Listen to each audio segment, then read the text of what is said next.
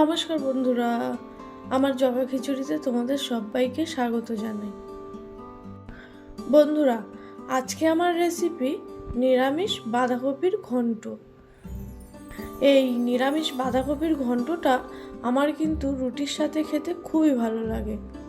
ভাতের সাথেও ভালো লাগে, কিন্তু রুটির সাথে আরও বেশি ভালো লাগে। তোমাদের কার কার আমার মতো রুটির সাথে বাঁধাকপির ঘন্ট খেতে ভালো লাগে কমেন্ট করে জানিও কিন্তু বন্ধুরা। তাহলে চলো বাঁধাকপির ঘন্ট বানানো শুরু করি।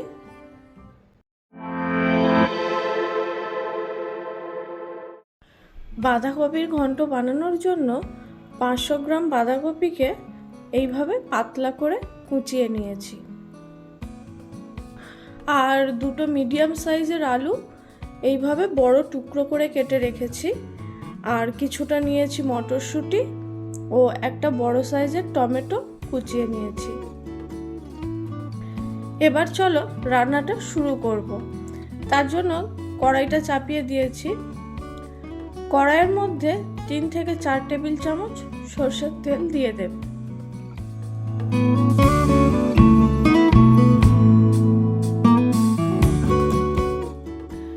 তেলটা গরম হলে ওর মধ্যে একটা শুকনো লঙ্কা ও একটা তেজপাতা ফোড়নে দেব।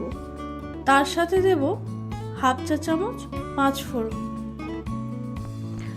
ফোড়নটা একটু ভাজা হয়ে গেলে ওর মধ্যে কেটে রাখা আলুটা দিয়ে দেব।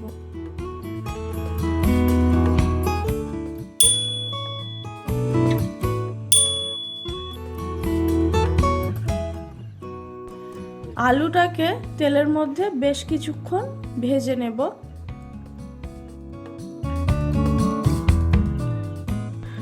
দেখো বন্ধুরা, আলুটা কিন্তু হালকা লাল করে ভাজা হয়ে গেছে।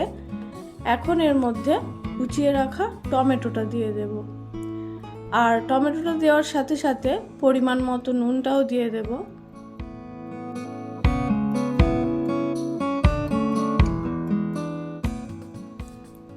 টমেটোটা দিয়ে একটু নাড়িয়ে চাড়িয়ে নিয়ে দিয়ে দেব 1 চা চামচ আদা বাটা। এখন এই আদা টমেটোটা আলুর সঙ্গে ভালোভাবে মিশিয়ে নিয়ে ঢাকা দিয়ে দেব। দিয়ে গ্যাসের ফ্লেমটা লো করে দেব। মিনিট খানেক এইভাবে রান্না করব, যাতে টমেটোটা তাড়াতাড়ি নরম হয়ে গলে যায়।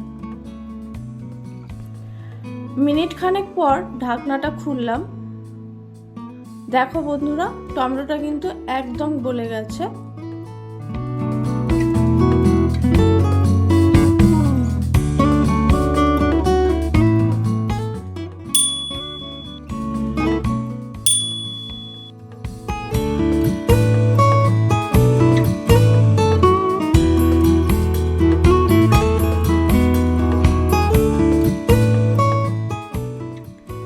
এখন এর মধ্যে 1 চা চামচ হলুদ গুঁড়ো দিয়ে দেব,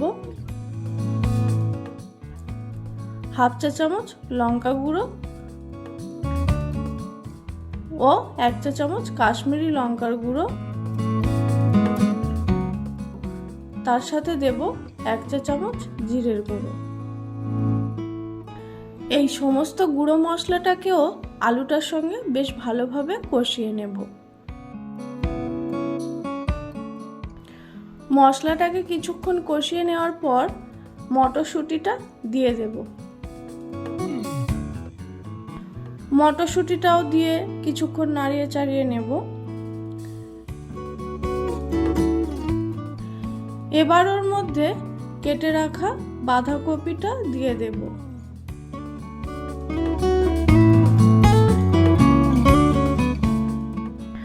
বাঁধাকপিটাকে সব কিছুর সঙ্গে খুব ভালোভাবে মিশিয়ে নিয়ে ঢাকনা বন্ধ করে গ্যাসের ফ্লেম লোতে করে দিয়ে কিছুক্ষণ রান্না করে নিতে হবে।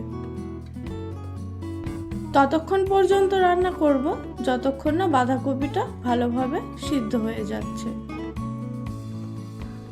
বন্ধুরা, বেশ কিছুক্ষণ রান্না করার পর ঢাকনাটা খুললাম। তোমরা দেখতেই পাচ্ছ বাঁধাকপিটা কতটা কমে গেছে। আর বাঁধাকপি আলু সব কিছুই কিন্তু খুব ভালোভাবে সিদ্ধ হয়ে গেছে। এবার এই বাঁধাকপির ঘন্টটাকে আরও কিছুক্ষণ নাড়িয়ে চাড়িয়ে রান্না করে নেব। এর মধ্যে যতটা জল আছে জলটা পুরোপুরি শুকিয়ে নেব।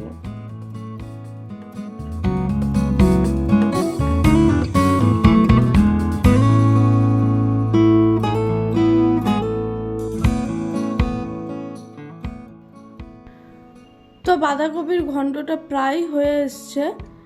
বাঁধাকপিটাকে নাড়াতে নাড়াতে জলটাও প্রায় শুকিয়ে ফেলেছি। এখন বাঁধাকপির ঘন্টটা নামানোর আগে এর মধ্যে 2 চা চামচ চিনি ও 1 চা চামচ ভাজা জিরের গুঁড়ো দিয়ে ভালোভাবে মিশিয়ে নেব। চিনি ও জিরের গুঁড়োটা দিয়ে খুব ভালোভাবে মিশিয়ে নিয়েছি। এখন বাঁধাকপির ঘন্টটা আমার একদম রেডি। চলো এবার এটাকে একটা পাত্রে উঠিয়ে নেব।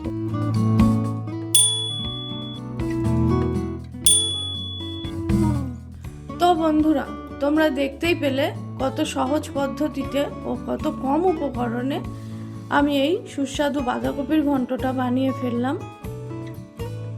সত্যি কথা বলতে বন্ধুরা, খেতে কিন্তু অসাধারণ হয়েছিল। তোমরাও একবার এইভাবে বাড়িতে ট্রাই করো, আশা করছি তোমাদের ভালো লাগবে।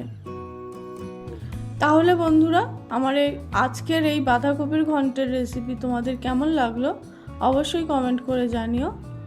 আর আমার ভিডিও যদি তোমাদের ভালো লাগে তাহলে একটা লাইক করে দিও ও আমার চ্যানেলটিকে সাবস্ক্রাইব করে দিও।